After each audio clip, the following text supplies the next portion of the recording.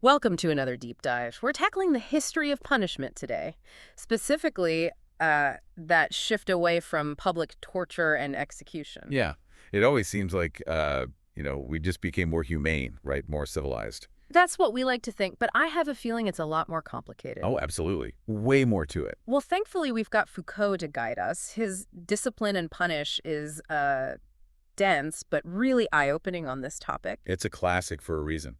Foucault argues that how a society punishes says a lot about its power structures. Right. It's not just about being nicer to criminals. Not at all. It's about, like, a total shift in the whole goal of punishment, what it was FOR. And he contrasts these two scenes to illustrate that. Yeah.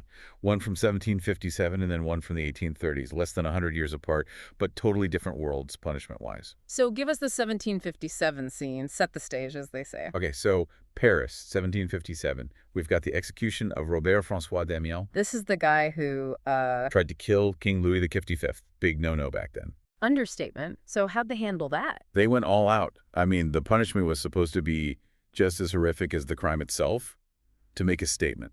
We're talking like full-on public torture then. Oh, yeah. Gruesome stuff. Like, they'd tear his flesh with hot pincers, pour molten lead and boiling oil into the wounds. Oh, that's awful. And that was just the warm-up act. Then came the execution itself. Drawn and quartered by horses. You mean like, Literally pulled apart. Brutal. it's hard to imagine that kind of thing being so, like, normal back then. It was. Yeah. And Foucault's point is, it wasn't really just about Damiens. It was about power. The king showing everyone who's boss. Both the guy being punished and the whole crowd watching. A message to the people. This is what happens when you step out of line. Exactly. Don't mess with the king. So then, fast forward to the 1830s, what's our other scene? Yeah, what's changed? Instead of a public square, we're now in a prison. Foucault uses this timetable from the House of Young Prisoners in Paris. It's all about, like, strict daily routine. Wake-up time, work time, meals, even recreation. All precisely timed and controlled. So instead of this chaotic public spectacle of pain, We've got order, regimentation. Everything's scheduled, controlled. and that shows a different purpose behind punishment, right? Totally. It's not about breaking the body anymore. Now it's about disciplining the soul. Okay, so that's a phrase we hear a lot, but what does it actually mean to punish the soul? Think less about physical pain, more about control. Depriving rights, reforming behavior. Instead of just punishing the ACT, it's about changing the person. Ah, okay. So it's a shift from the body, which everyone can see, to this inner self, Yeah, exactly. Less eye for an eye, and more about molding the criminal into something new. which has all sorts of implications, right? Like suddenly the courts have to think about psychology, the criminal's background, their potential for reform. It's a huge change. And, it's funny, you'd think moving away from torture would be purely a good thing, right? Seems like obvious progress. But Foucault makes us wonder, is it really that simple? Have we just found new, more subtle forms of control? Because even in this new system, the physical doesn't totally go away. Wait, how so? Think solitary confinement, strict rations, forced labor. Mm. They might not be public spectacles, but they're still physical ways of enforcing order. Ah, good point. So Foucault asks this question, is purely non-corporal punishment even possible? Something to think about. It is. But before we go too far down that road, let's go back to those public executions for a bit. You mentioned they were almost like political theater. Oh, they were totally staged events, Mm-hmm. meant to, like, awe and terrify people. Imagine this. The condemned is paraded through the streets, often with these placards on them. Like signs. Yeah, describing their crime. They're basically props in this whole performance. Wow. So there's the procession, the scaffold, the big crowd. It's a production. A huge production. Even the executioner was part of the show. Sometimes they'd get punished if they weren't skillful enough. No pressure. But it makes sense if the goal is to make this big display of the sovereign's power. Right, to really drive home that message. Don't even think about messing with the crown. But here's where things get interesting. Even with all that control, the public's role in these events wasn't always predictable. Oh, really? How so? It was like this weird carnival atmosphere. People expected a show, they'd yell insults at the person being punished, and sometimes crowds would even riot, trying to save someone from the gallows. Wow. So even in this carefully constructed spectacle, there was this possibility of things going off script. Exactly. That unpredictability is what starts to make the authorities nervous. Yeah, like, what if the crowd starts sympathizing with the criminal? Or even turns against the authorities? That's not a good look for the king. Definitely not the message they were going for. But as this public spectacle fades away, we see this new focus on the criminal's soul. It's not like everyone suddenly got all enlightened overnight, though, right? No, not at all. But you got to think about the historical context. This is the Enlightenment, right? Science, reason, all that jazz. People are starting to see humans differently. So how did that play out in the justice system? Did courts just ditch punishment and start offering group therapy instead? Huh. Not quite. But they did start incorporating these new ideas about the mind. Like, take how they viewed madness. In the early 1800s, if you were declared insane, you weren't guilty. Straightforward, no crime. Not guilty by reason of insanity. We still have that. Exactly. But as we move through the 19th century, it gets more complicated. Madness doesn't always equal freedom. Interesting. Instead of just guilty or not guilty, courts start considering degrees of guilt. Ah, so your mental state could affect your sentence. Yeah, insanity might mean a lighter sentence or a different kind of punishment altogether. So the crime's still a crime, but who you are mentally starts to matter. Huge change.